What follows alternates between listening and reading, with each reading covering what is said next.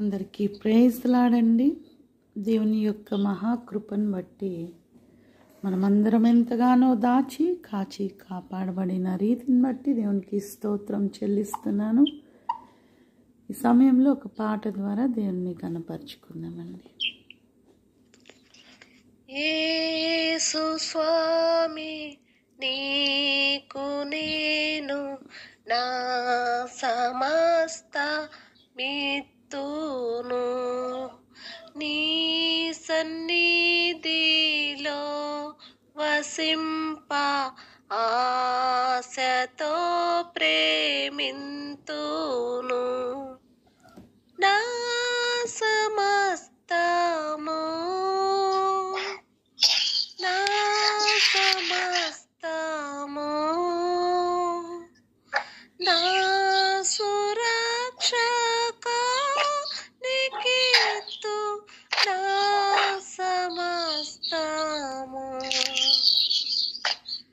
యేసు స్వామి నీకే నేను దోసిలోకి మ్రొక్కేదన్, తీసివేతులోకయాసెల్ యేసు చేర్చు మీప్పుడే. నా సమస్తము నా సమస్తము నా సురక్షకానికిత్తు నా సమస్తము. నీదువాడ నేను నీవు నాదు వాడావు, నీవు నేను నేకమాయే పరిశుద్ధాత్మ సాక్ష్యము. నా సమస్తము నా సమస్తము నా సురక్షకానికిత్తు నా సమస్తము. నీకు నన్ను యేసు ప్రభు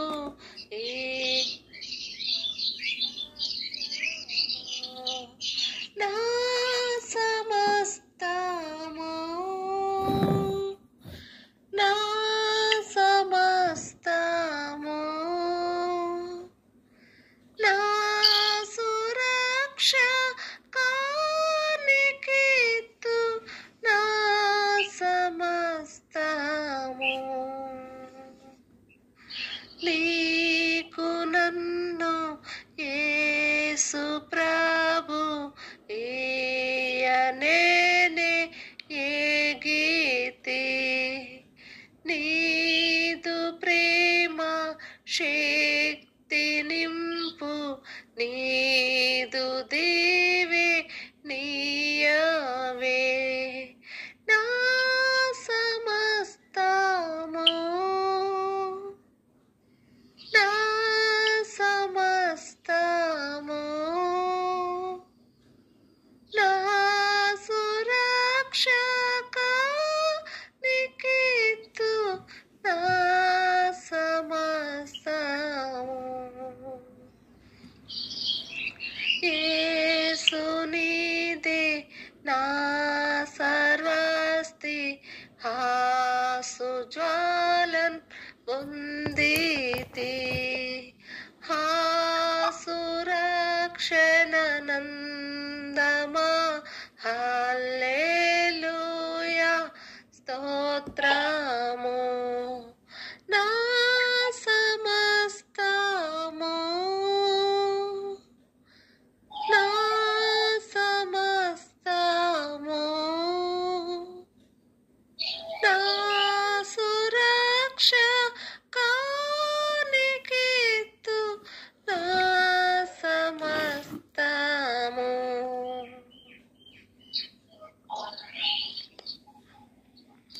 హల్లెలూయా. హల్లెలూయా.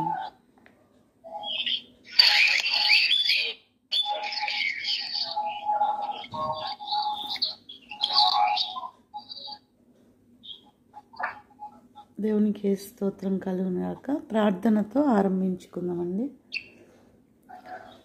మహోన్నతుడా, మహాకృపా కనికరం కలిగిన దేవా, సర్వోన్నతుడా, సర్వశక్తిమంతుడా, జీవాధిపతి, మీకే స్తుతి స్తుతి స్తోత్రం నాయనా. ఉదయకాల సమయం, ఆదివార సమయము మీ సన్నిధి మాకు దయచేయమని ప్రార్థిస్తున్నాము. మా మధ్యలోనికి వచ్చి మాతో మాట్లాడి మమ్మల్ని బలపరిచినైనా మీకు ఇష్టలుగా మేము జీవించుటకు సహాయము దయచేయమని సమస్తాన్ని మీ హస్తాలకి, మీ అధికారానికి అప్పగిస్తూ యేసన్న శక్తి గల నామములు అడిగి వేడుకొని పొంది ఉన్నాం తండ్రి. ఆమేన్, ఆమేన్. హల్లెలూయా. హల్లెలూయా. ఏదో డిస్టర్బెన్స్ వస్తుంది మా. వస్తుందా వదలప్పుడు? ఇప్పుడు రాలేదు.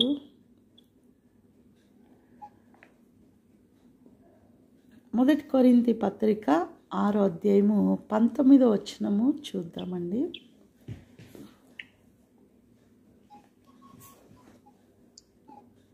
మీ దేహము దేవుని వలన మీకు అనుగ్రహింపబడి మీలోనున్న పరిశుద్ధాత్మకు ఆలయమై ఉన్నదని మీరు ఎరుగరా? మీరు మీ సొత్తు కారు. ఆమేన్. హల్లెలూయా. హల్లెలూయా. నిజమైన ఆలయము.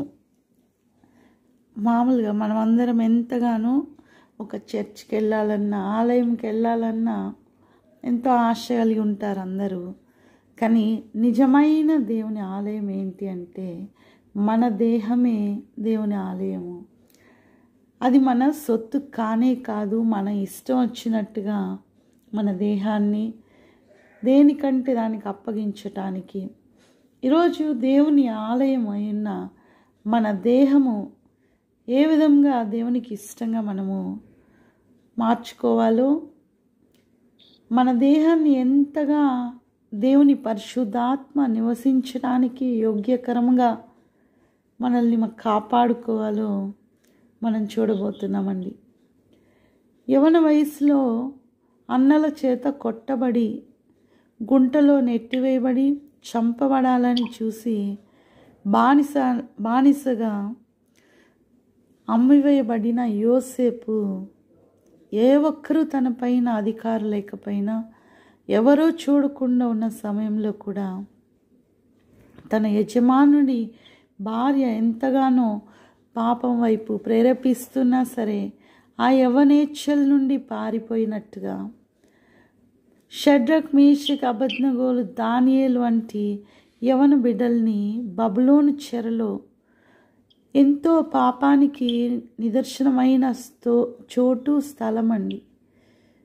దేవునికి ఇష్టం లేని కార్యాలు జరుగుతున్న స్థలం అది. కానీ ఒక బురద గుంటలో తామర పుష్పము వలె, తామరాకుల వలె దేవుని సన్నిధిలో దేవునితో నడిచే బిడ్డలు ఎక్కడున్నా సరే తమ పరిశుద్ధతని, తన యొక్క యవ్వన శరీరాన్ని కాపాడుకునే వారిగా ఉండాలని దేవుడు కోరుకుంటున్నాడు. యోసేపు తన యవ్వన శరీరాన్ని దేవుని ఆలయముగా తలచాడు కనుకనే నా దేవునికి వ్యతిరేకంగా ఇంత ఘోరమైన పాపం నేను చేయలేను అని పాపమున్న చోటు నుండి పారిపోతున్నాడు.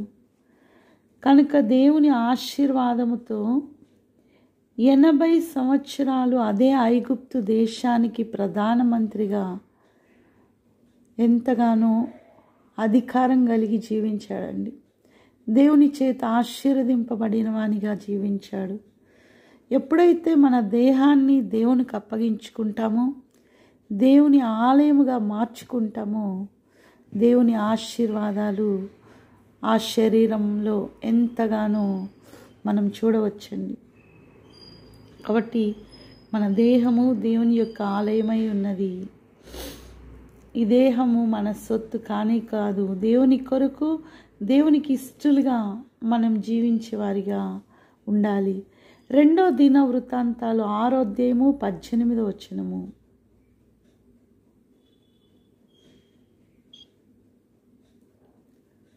మనుషులతో కలిసి దేవుడు భూమి యందు నివాసము చేయునా? ఆకాశమును మహాకాశమును నిన్ను పట్టజాలవే. నేను కట్టిన ఈ మందిరమును నిన్ను పట్టునా? సొలొమోను గారు ఎంతగానో ఎవ్వరూ కట్టించినంత వైభవమైనటువంటి గొప్ప మందిరం కట్టించాడండి.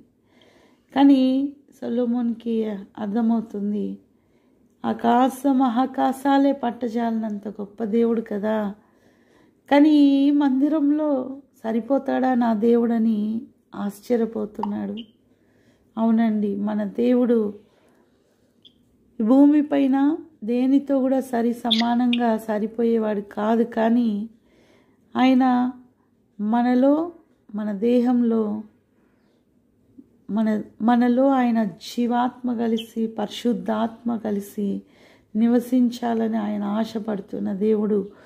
మనమే దేవుని మందిరాలుగా ఉంటున్నాము కనుక మన శరీరము నిజమైన ఆలయమైనప్పుడు ఆ ఆలయానికి కావలసిన సమస్తము, దేవుని కోసం కావలసిన ఆ స్తుతి, యాగము, ఆరాధన మన శరీరంలో, మన హృదయంలో జరుగుతుందా అని మనం చూసుకోవాలండి. ఎఫెసీ పత్రిక 3:15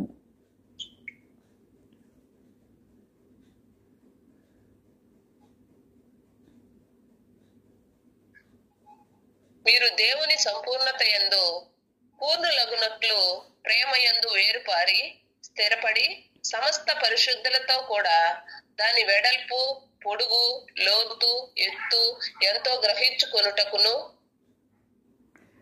15 ఇంకా చదువు. జ్ఞానమునకు మించిన క్రీస్తు ప్రేమను తెలుసుకొనుటకును తగిన శక్తి గల వారు కావాలననియు ప్రార్థించుచున్నాను. అయితే మనము మన అంతరంగంలో దేవుని యందు శక్తిని కలిగి మన ఆత్మ బలపరచబడాలి. దేవుని ప్రేమ మనలో సంపూర్ణత చెందుకోవాలి. అప్పుడే మనం సరైన ఆరాధన దేవునికి మనలో చేయగలము. మన శరీరమును అన్న ఆలయములో కరెక్ట్గా దేవునికి ఆరాధన జరిగితేనే ఆయన ఆత్మ మనలో నివసించడానికి యోగ్యమైన స్థలముగా మార్చబడుతుంది. ఫిలిప్పీ పత్రిక 3:21 చూద్దామండి.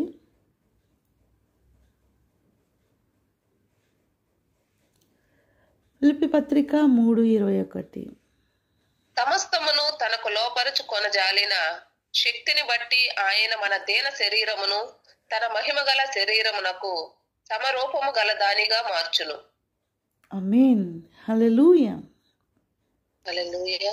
కాబట్టి మనది దీన శరీరమే, మనది ఎంతో బలహీన శరీరమే అయినప్పటికీ మన దేవుడు ఆయన మన నిమిత్తము మరణించి తిరిగి లేచి మన దీన శరీరాన్ని కూడా ఆయన మహిమ కలిగిన శరీరానికి సమానమైన రూపముగా మార్చి మనల్ని ఎలాంటి రెండవ మరణమైన నరకాగ్నికి మనల్ని అప్పగించబడకుండా, అక్కడ అగ్ని ఆరదు, పురుగు చావదండి.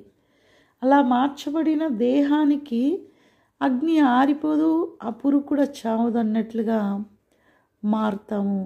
కాబట్టి మన ఆత్మ దేవుని కొరకు దేవాలయమై ఆయన కొరకే వాడపడాలని మనం ఆశపడాలి. లేకపోతే ఆ అగ్నితో కాల్చబడుతూ ఆ పురుగు చనిపోకుండా ఉండే మహిమ కలిగిన శరీరాలు ఉన్నప్పటికీ దేవునికి ఉపయోగం లేని వారిగా మనం మార్చబడుతున్నామండి. కనుక ఎట్టి పరిస్థితుల్లో వేరే ఆప్షన్ లేదు మనకు. ఒకే ఒక్కటి, ఆయన కొరకు మన దేహాన్ని దేవాలయంగా మార్చుకొని జీవించడము. గలతీ పత్రిక 4:5 నుండి 7 వరకు చూద్దామండి. కావాలనని ధర్మశాస్త్రములకు లోబడి ఉన్న వారిని విమోచించుటకై ధర్మశాస్త్రమునకు లోబడిన వాడయ్యను. మరియు మీరు కుమారులై ఉన్నందున నాయన తండ్రి అని మొరపెట్టు తన కుమారుని ఆత్మను దేవుడు మన హృదయములోనికి పంపెను. కాబట్టి నీవిక దాసుడవు కావు, కుమారుడవే. కుమారుడవైతే దేవుని ద్వారా వారసుడవు. ఆమేన్. హల్లెలూయా. కాబట్టి మనము దత్తపుత్రుల ఆత్మ కలిగిన వారిగా ధర్మశాస్త్రమునకు మన దేవుడు లోబడి మన కోసం ఆయన తన్ను తాను త్యాగం చేసుకొని మనం కూడా ఆయన కుమారులుగా వారసులుగా మార్చుకున్నాడు కనుక మనం దాసులము కాదు, మనము దేనికి కూడా బానిసలు కానే కాదు. మన శరీరము మన దేవుడు నివసించే ఆలయముగా మార్చుకొని మనం ఆయన కుమారులుగా వారసులుగా ఉన్నామండి.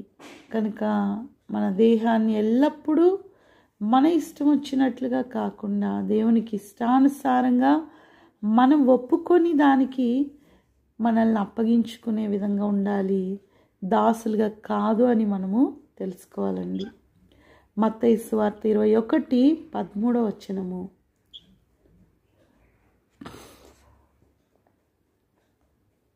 నా మందిరము ప్రార్థనా మందిరం అనబడును అని వ్రాయబడి ఉన్నది. అయితే మీరు దానిని దొంగల గుహగా చేసేడు వారనెను. ఆమేన్. హల్లెలూయా. దేవుని మందిరము ప్రార్థన మందిరముగా ఉండాలని దేవుడు ఇష్టపడుతున్నాడండి. అయితే ఆ ప్రార్థన మందిరాన్ని దొంగల గుహగా మార్చేవారు ఉంటున్నారు. దొంగల గుహగా అంటే యెరూషలేం దేవాలయంలో కూడా యేసయ్య వెళ్ళినప్పుడు అందరూ అక్కడ వర్తకాలు, వ్యాపారాలు, రకరకాలుగా ఏమేమో కార్యాలు దేవుని మందిరంలో చేస్తున్నారండి.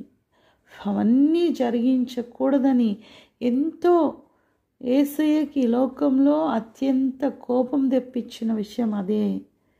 దేవుని మందిరంలో ప్రార్థన కాకుండా వేరేవి జరుగుతున్నప్పుడు ఎంతగానో కోప్పడ్డాడండి. వారందరినీ కూడా అక్కడి నుంచి ఖాళీ చేయించాడు. వారందరినీ ఎంతగానో కోపంతో వారందరినీ అక్కడి నుండి నెట్టివేశాడు.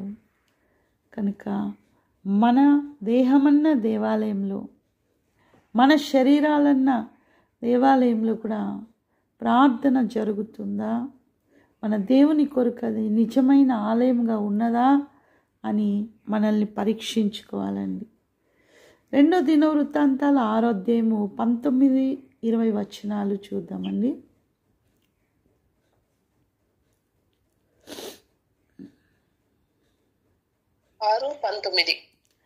19-20 దేవా యెహోవా, నీ సేవకుడు నీ సన్నిధిని చేయు ప్రార్థన యందును విన్నపమునందును లక్ష్యముంచి నీ సేవకుడునైన నేను చేయు ప్రార్థనను పెట్టు మొరను ఆలకించుము. నీ సేవకులు ఈ స్థలము తట్టు తిరిగి చేయు విన్నపములను వినుటికైనా నామమును అచ్చట ఉంచేదనని నీవు సెలవిచ్చిన స్థలమునున్న ఈ మందిరము మీద నీ కనుదృష్టి రాత్రి మగలు నిలుచునుగాక. ఆమేన్. హల్లెలూయా. మందిరము కట్టించిన తర్వాత చేస్తున్న ప్రార్థన అండి ఇది. మనం కూడా నిత్యము మనలో ప్రార్థన ఎల్లప్పుడూ మన దేహమన్న దేవాలయంలో కూడా ప్రార్థన చేస్తూ ఉన్నవారిగా, ఎప్పుడు మొరపెట్టేవారిగా మన విన్నపములు ఆయనకు తెలియపరిచి రాత్రింబవళ్ళు మనపైన ఆయన కనుదృష్టి ఉంచే విధంగా మనల్ని మార్చుకోవాలి. అంటే నిన్ను విడవను ఎడబాయనని సెలవిచ్చిన దేవుడు కునుకక నిద్రించక నీ వైపే మాత్రమే చూస్తూ ఉండునట్లుగా ఉండాలి. అంటే నీవు నేను ఎల్లప్పుడూ మన దేహాన్ని దేవుని కొరకు ప్రార్థనా మందిరముగా, స్తుతించి ఆరాధన జరిగే మందిరముగా మార్చుకొని జీవించాలని మనము గుర్తించాలండి. కనుక దేవునికి ఇష్టలుగా మనం జీవిస్తుంటున్నప్పుడు, దేవుని మందిరముగా మన శరీరాన్ని మార్చుకున్నప్పుడు రాత్రింబవళ్ళు దేవుని కనుదృష్టి మనపైన, మన కుటుంబాలపైన, మన పిల్లలపైన, మన తరాలపైన ఉంటుంది. ఆమేన్. హల్లెలూయా. గలతీ పత్రిక 5:19-21 చూస్తే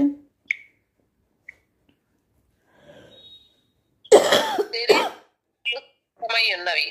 అవేవనగా జారత్వము, అపవిత్రత, కాముకత్వము, విగ్రహారాధన, అభిచారము, ద్వేషములు, కలహము, మత్సరములు, క్రోధములు, కక్షలు, భేదములు, విమతములు, అసూయలు, మత్తతలు, అల్లరితో కూడిన ఆటపాటలు మొదలైనవి. వీటిని గూర్చి నేను మునుపు చెప్పిన ప్రకారము ఇటు వాటిని చేయవారు దేవుని రాజ్యమును స్వతంత్రించుకొనరని మీతో స్పష్టముగా చెప్పుచున్నాను. ఆమేన్. కనుక మన దేహంలో ఏంటి దొంగల గుహగా ఎలా మార్చబడింది అంటే, సాతాను అబద్ధికుడు, దొంగ అండి. దేవాలయమైన దేవుని మందిరాలుగా మనల్ని ఉండనీయకుండా అపవిత్రతో మన అవయవాల్ని పాడు చేయాలని చూస్తాడు. కనుక ఇవేవి మనలో లేకుండా జారత్వము, అపవిత్రత, కాముకత్వము, దురాశ, విగ్రహారాధన, ధనాపేక్ష, ఇంకా కోపమేమి, ఆగ్రహమేమి, దుష్టత్వమేమి, దూషణ, నోటిలో బూతు లాంటి మాటలు, ఇవన్నీ మనం విసర్జించే వారిగా, మన శరీరాన్ని కాపాడుకునే వారిగా మనం ఉండాలండి. రోమా పత్రిక 8వ అధ్యాయము 8వ వచనము.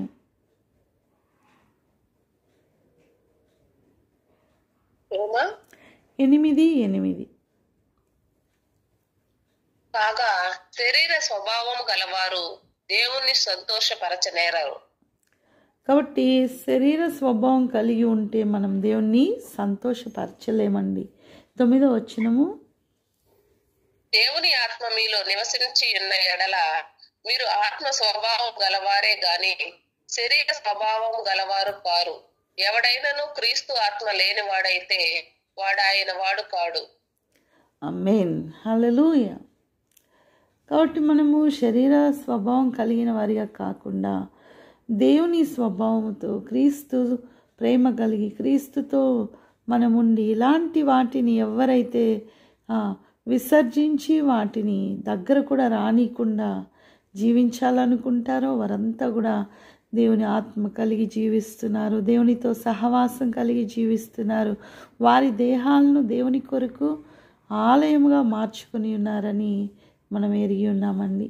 కనుక మన శరీరాన్ని నాశనపరిచే వాటి కొరకు మన దేహాన్ని ఎప్పుడు కూడా అప్పగించకూడదు.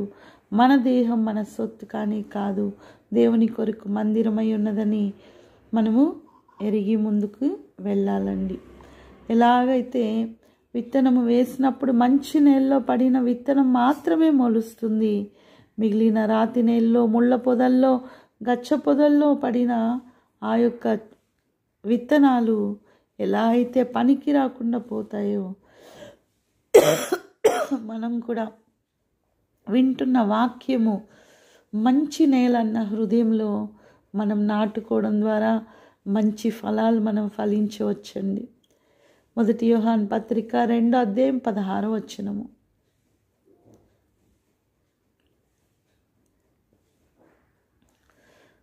యోహాను 2:16.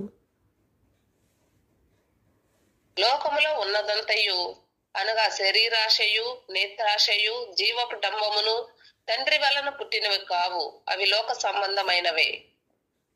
ఆమేన్.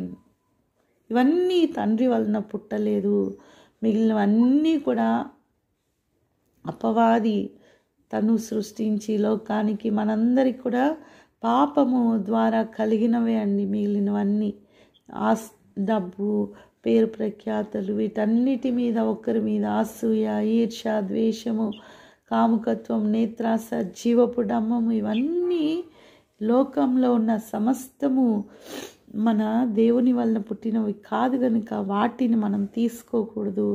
మనము నిత్యము దేవునికి ఇష్టలుగా జీవించాలని కోరుకుంటూ ప్రార్థించుకుందామండి.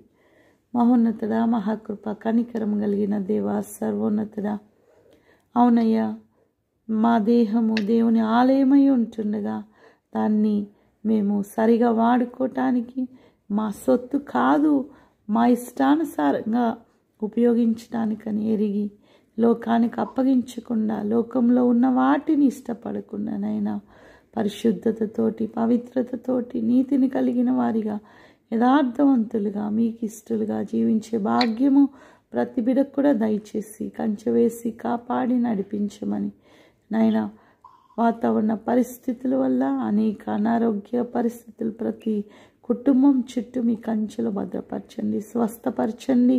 మీ కొరకునైనా సాక్షులుగా నిలబెట్టుకోనండి.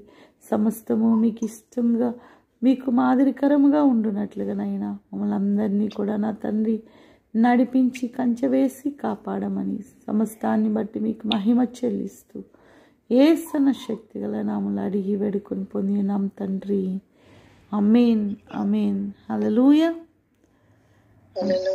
అందరికి కూడా ప్రైజ్ లాడండి. వందనాలండి.